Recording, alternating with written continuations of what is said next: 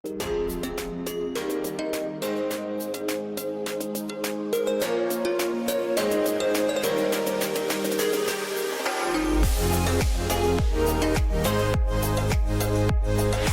à tous et à toutes et bienvenue dans cette nouvelle Pitch Night spéciale gaming.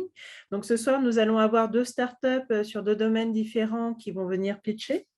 Donc nous aurons La Source et nous aurons également Gamobilis. Alors on va commencer d'abord par Gamobilis. Donc Gamobilis réalise des jeux vidéo, des serious games à impact positif pour des organisations. Ces organisations en question veulent répondre aux spécificités du changement, alors comportement personnel, consommation, transparence, environnement, et transformer l'environnement des communautés, collaborateurs, clients, grand public. Ils souhaitent ainsi contribuer à l'intérêt général. Donc là, vous allez avoir la présentation de Gamobilis, et donc à l'issue de cette présentation, vous pourrez poser vos questions. Alors Vincent, du coup, la parole est à toi pour nous présenter Gamobilis. Gamabilis. Habilis comme Homo habilis. Homo habilis, c'est le premier homme, premier être humain du genre humain, et c'était parce qu'il faisait des outils. Et donc notre vision, c'est le jeu vidéo comme outil de transformation du monde. Voilà, donc je pense que vous voyez mon écran.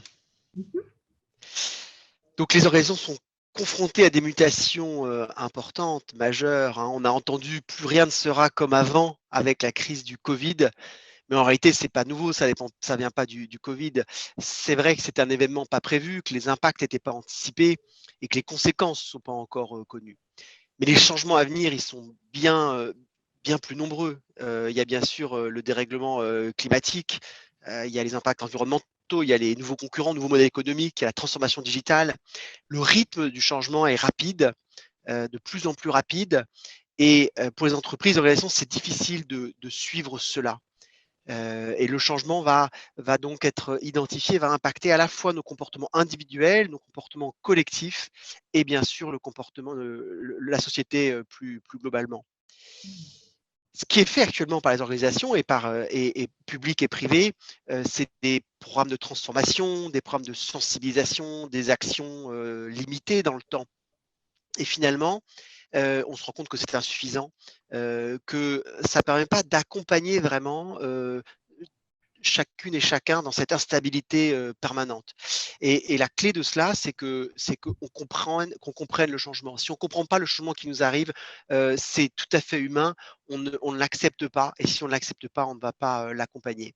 Nous, ce que nous proposons, c'est d'utiliser le jeu vidéo, qui est donc un média interactif, le média interactif de masse du 21e siècle. 2 Français sur 3 jouent régulièrement aux jeux vidéo et il y aura bientôt 3 milliards de joueurs dans le monde. Donc c'est ce média qui parle à tous, quel que soit l'âge. L'âge moyen du joueur, c'est 40 ans. C'est pas du tout quelque chose qui est limité aux chambres d'ados.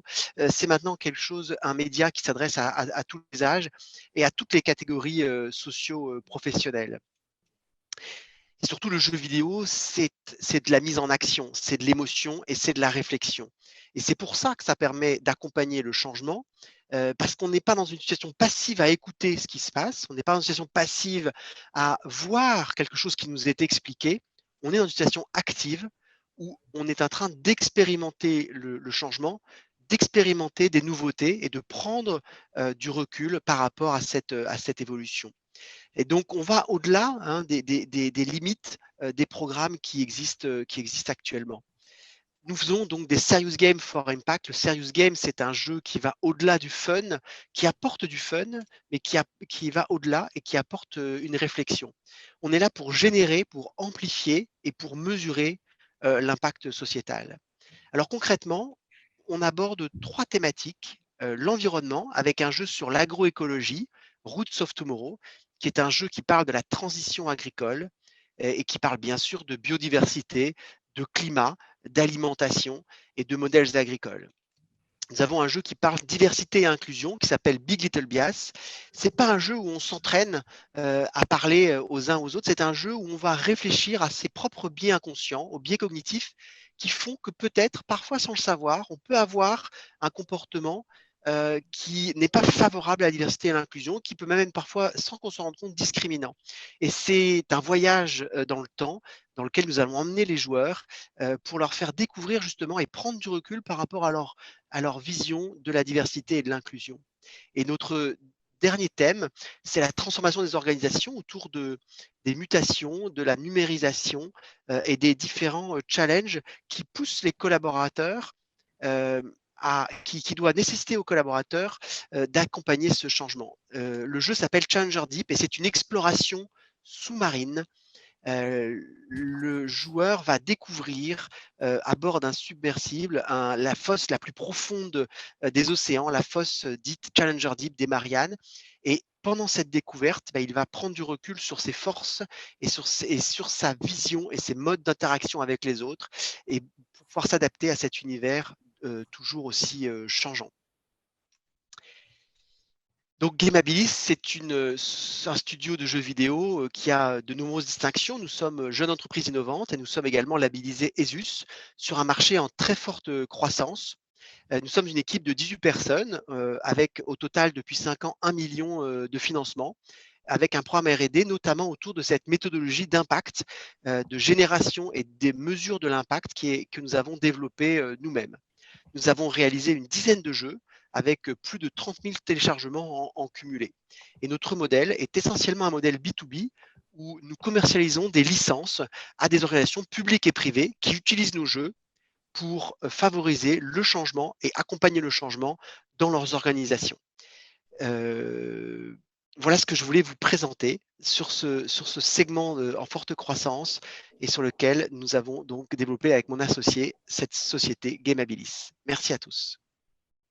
Du coup, nous allons passer à la deuxième startup, donc avec Romain Ragusa.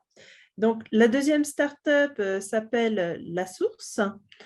La Source est un e-sport center de 700 mètres squares in Lyon. Donc, c'est une salle de jeu moderne à Lyon, en France. La Source est à la fois dédiée aux industriels, donc pour du B2B, mais aussi en H2H solution. Donc là-dessus, le start-upper vous en dira plus. Tout le monde peut venir à La Source.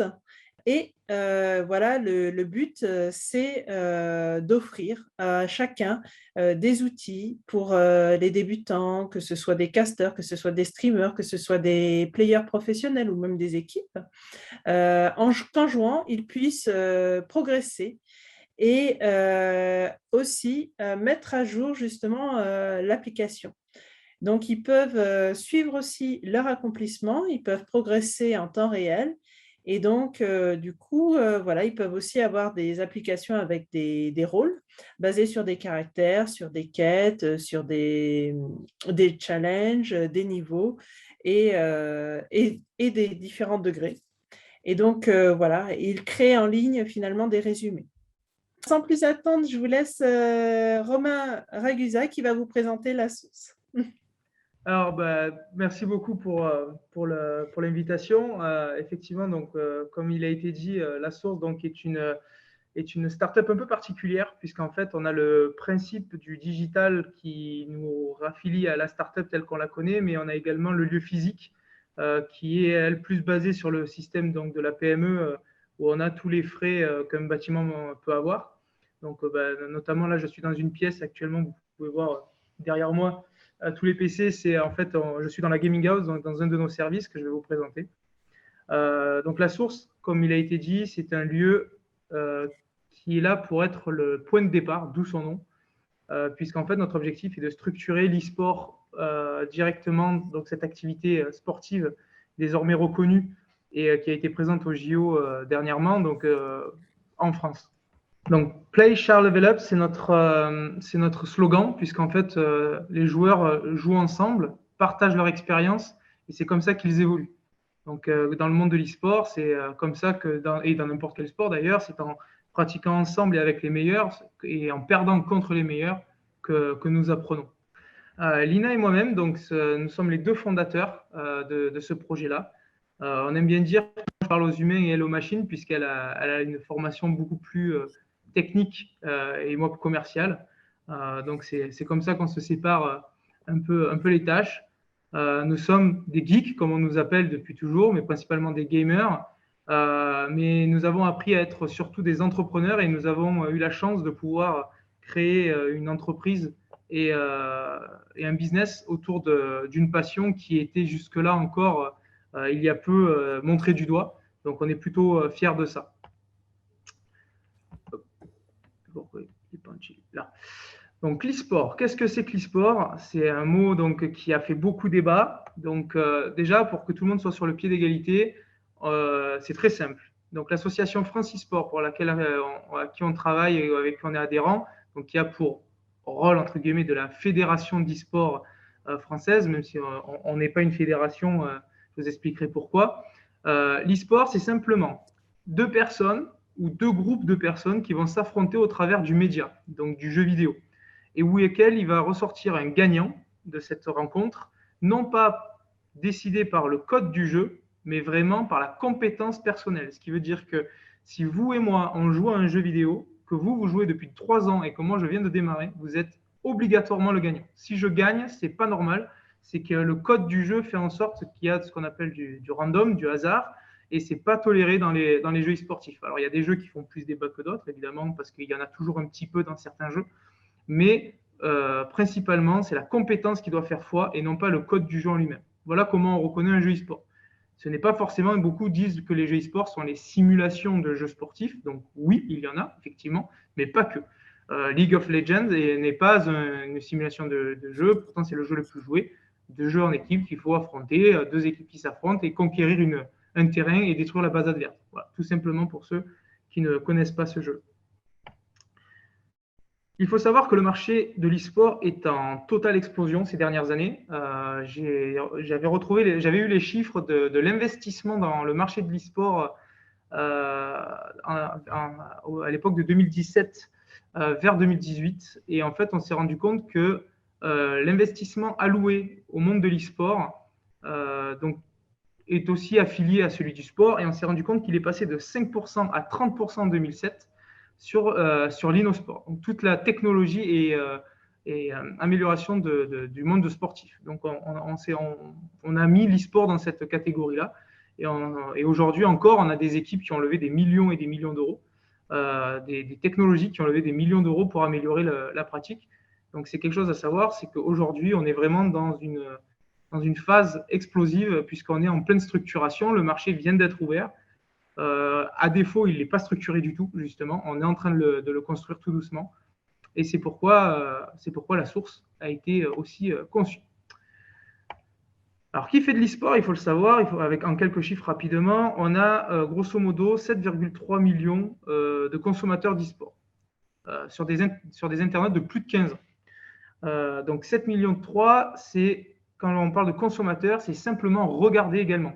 Alors, on n'est pas obligé d'être pratiquant, joueur, mais des personnes qui regardent simplement des compétitions sont consommateurs d'e-sport, comme on serait consommateur de sport pour regarder du football ou autre. Donc aujourd'hui, on se rend compte qu'il y a de plus en plus de gens qui regardent de l'e-sport que ce qu'ils pratiquent. On commence à arriver dans un format en fait où on se rapproche de plus en plus de nos confrères sportifs. 3 catégories ont été créées pour pouvoir détecter en fait les pratiquants. On a le joueur grand public qui lui est en fait simplement là pour jouer avec ses amis. Il n'a aucun enjeu, il n'a aucune conscience du classement et de la compétition. On a les e-sportifs de loisirs qui, eux, donc, représentent vraiment la partie je me mets au défi sans forcément rentrer dans la compétition, un peu comme feraient des jeunes dans un club de sport, aller faire des tournois le week-end avec son club, mais sans forcément penser à devenir joueur de football professionnel. Et ensuite, on a les amateurs qui, eux, pour le coup, prennent en compte le classement, prennent en compte les compétitions. Les tournois sont parfois en ligne ou physiques et ont pour objectif de devenir, pour le coup, eux, professionnels. La source dans tout ça, on est positionné principalement donc, sur les joueurs de loisirs et les joueurs amateurs. Pourquoi loisirs? Parce que on sait très bien que beaucoup de joueurs loisirs aujourd'hui n'ont pas conscience encore de la possibilité de devenir professionnel et n'ont pas l'encadrement pour. Donc, on a pour objectif de transformer avec nos lieux en fait, le maximum de joueurs de loisirs en amateurs et potentiellement accompagner les amateurs vers le monde professionnel. Aujourd'hui, on a une structure qui est complètement équipée et qui permet d'accompagner tous ces jeunes. Beaucoup de salles en France sont nées de plus en plus. On a le Hub à Valence, qui est une petite salle qui fait un très gros travail sur la partie, on va dire, amateur et loisirs également au niveau de Valence. On a le Vive à Paris, qui est donc la salle de jeu d'une équipe professionnelle qui leur permet de rencontrer leur fanbase. Et ensuite, on a MCES également à Marseille qui ont créé des petites salles, pareil, d'accompagnement, de coaching sur des joueurs, puisqu'on a tous compris qu'aujourd'hui, de toute façon, pour pouvoir faire vivre le monde professionnel, il va falloir aller chercher ces jeunes et les accompagner du mieux possible vers le monde professionnel s'ils en sont évidemment capables, puisqu'il faut savoir que c'est comme le sport, hein, ils sont beaucoup en bas et très peu en haut de l'échelle. La source dans tout ça, comme je le disais, c'est un bâtiment aujourd'hui sur deux étages, un total de 730 mètres carrés. On a plusieurs zones, donc on a des box de stream qui permet justement de pratiquer tout ce qui est commentateur, streaming, YouTube, créer du contenu pour tous ces gens qui aimeraient donc évoluer dans ce secteur-là. On a une gaming house, donc celle où je suis présent, là où je vous parle. Donc c'est un appartement, hein, comme on l'entend, avec 8 personnes possibles dedans, qui permet justement donc de faire des bootcamps où des gens vont pouvoir venir de la France entière ou même de l'étranger. On a eu beaucoup d'équipes étrangères également qui avaient des tournois en Europe ou en France, donc ça leur permet de se réunir avant le tournoi. Et nous avons donc le Battleground qui est le deuxième niveau où une centaine de PC est en place, où on peut donc s'entraîner de manière quotidienne seul ou avec son équipe, mais également y pratiquer de nombreux tournois pour les organisateurs d'événements qui ont jusque-là aujourd'hui en fait une solution, puisque c'était un calvaire pour organiser des tournois, puisqu'il fallait trouver des salles, s'assurer que la fibre et l'électricité tiennent bien, et ensuite qu'on trouve tout le moyen technique, réseau et matériel électronique pour pouvoir équiper la salle. Aujourd'hui, c'est une salle qui, elle, à l'année présente et prête à l'emploi. Tout ceci est relié à une application qui permet de gérer en fait notre communauté, comme on le disait, au travers de différents quêtes, défis, pour pouvoir les accompagner au mieux et gérer leur investissement dans leur entraînement. Aujourd'hui, l'application va permettre de créer en fait des patterns de joueurs amateurs.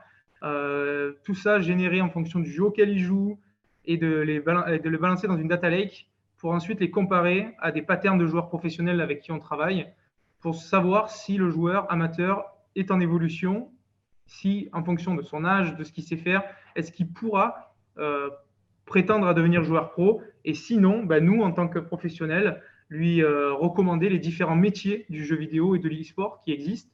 Aujourd'hui, on a énormément d'écoles qui permettent ça, donc plutôt que de lui dire tu ne seras pas joueur, ça ne sert à rien, dégage, ok, le monde du jeu vidéo t'intéresse, pas de problème, tu ne seras pas joueur pro, tu n'as pas les compétences. Par contre, il y a des dizaines et des dizaines de métiers qui existent sur lesquels tu pourrais peut-être te rediriger et rester dans ta passion.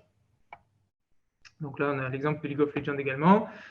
Comment aujourd'hui la source va évoluer? Tout simplement au travers de plusieurs centres en France qui sont prévus et de différentes succursales partenaires ou directement en franchise dans les régions plus locales pour permettre justement d'aller chercher ces joueurs au plus proche de chez eux et de pouvoir les accompagner dans leur évolution du jeu vidéo et de l'e-sport.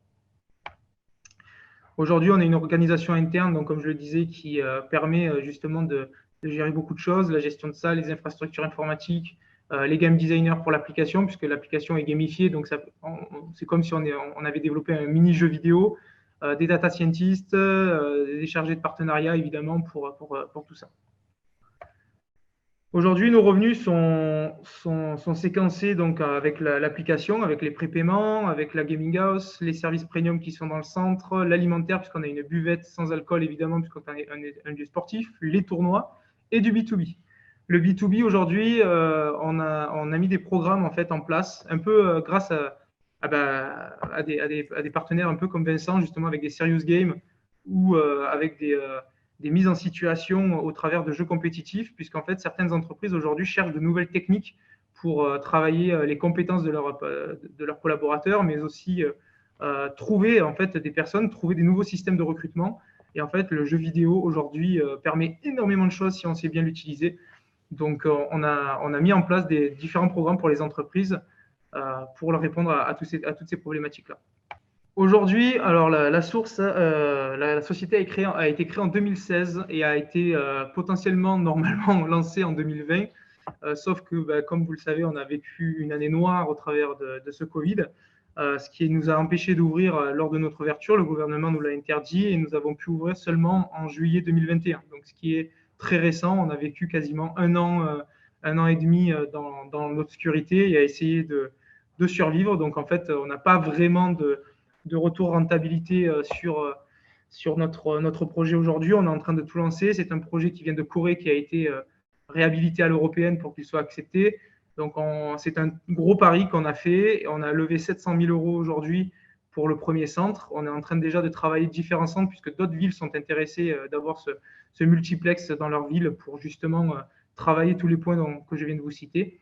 Donc aujourd'hui, malheureusement, je n'ai pas de retour réel sur le chiffre à faire, sauf que les chiffres que nous avons sont que les clients en fait, que nous estimions, et que ce soit B2B ou B2C, le peu que nous avons pu avoir, reviennent à la source et sont demandeurs de nos programmes. Donc c'est que nous sommes dans le bon. Voilà. Même si on n'en a pas beaucoup, on sait que ça fonctionne. Merci à tous en tout cas pour votre attention et je suis donc à votre disposition pour toute éventuelle question. Merci beaucoup. Voilà, donc vous aviez Vincent Péquineau qui nous avait présenté Gamabilis et vous aviez Romain Ragusa qui nous a présenté la source. Un grand merci à nos deux pitchers et une bonne soirée à tous.